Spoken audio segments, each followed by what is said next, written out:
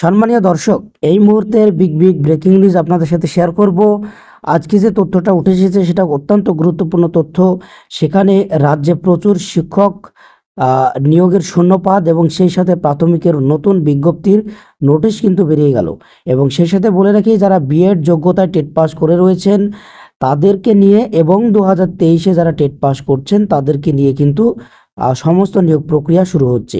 বিস্তারিত তথ্য জানার জন্য অবশ্যই ভিডিওটা প্রথম থেকে শেষ পর্যন্ত দেখার চেষ্টা করবেন। আজকে আপনাদেরকে একটা তথ্য দিই। রাজ্যের মাননীয় শিক্ষামন্ত্রী এর আগেও বলেছেন এবং মাননীয় মুখ্যমন্ত্রী আজকে বললেন যে রাজ্যে প্রায় 1 লক্ষ শূন্য পদ রয়েছে। সেখানে তিনি ভাষণে বলছিলেন যে কোনো নিয়োগ করতে গেলে কোনো না কোনো কেস করে সেটা আটকে দেওয়া হচ্ছে। যাই হোক, রাজ্যে যে প্রচুর ভ্যাকান্সি রয়েছে সেটা আরও একবার আজকে প্রমাণিত হলো। এবার মেন বিষয়ে আসা যাক। প্রাথমিকের নিয়োগের বিজ্ঞপ্তি প্রকাশিত অলরেডি হয়ে গেছে। সেটা বলার আগে আপনাদেরকে বলবো যে যারা বিএড যোগ্যতা টেট পাস করেছেন তারা নতুন যে রিক্রুটমেন্ট সেখানে বসতে পারছেন কিনা সেটা জানাবো। এবং সেই সাথে বলবো 23কে নতুন করে রেজাল্ট বের করে নতুন করে যে আবেদনের জন্য মানে শিক্ষক হওয়ার জন্য যে আবেদন প্রক্রিয়া সেখানে তারা থাকছেন।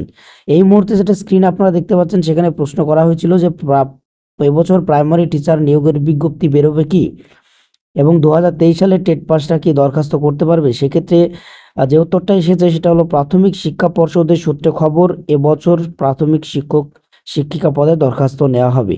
এই বছরই কিন্তু নেওয়া হবে। সুতরাং আপনারা বুঝতে পারছেন যে কবে নাগাদ এই নিয়োগ প্রক্রিয়া শুরু হতে যাচ্ছে।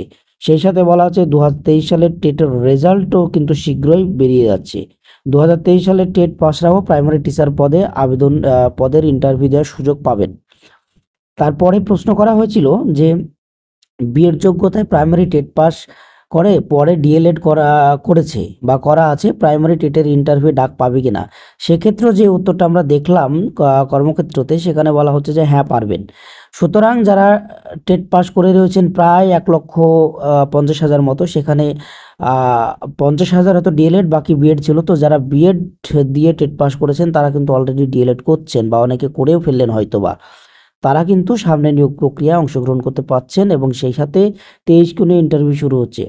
অতএব একটা হাড্ডাহাড্ডি লড়াইয়ের মধ্যে কিন্তু চাকরি পাওয়ার তৈরি হচ্ছে। এবার বলি যে প্রাথমিকের নিয়োগের বিজ্ঞপ্তি প্রকাশিত অলরেডি হয়ে গেছে। সেই বিজ্ঞপ্তি অলরেডি আপনারা দেখেছেন যে সেই বিজ্ঞপ্তিতে বলা হয়েছে যে যেই সিটগুলোতে কাউন্সেলিং বাকি ছিল তাদের কাউন্সেলিং আগামী 21 তারিখ এবং 22 তারিখ হবে। সুতরাং বুঝতে পারছেন আর কয়েকদিনের মধ্যেই কিন্তু রাজ্যে শিক্ষকরা আবার স্কুলে জয়েন করছেন এবং তার পরপরই কিন্তু নতুন নিয়োগের নোটিশ কিন্তু বেরোচ্ছে, এমনটাই কিন্তু সূত্রের খবর।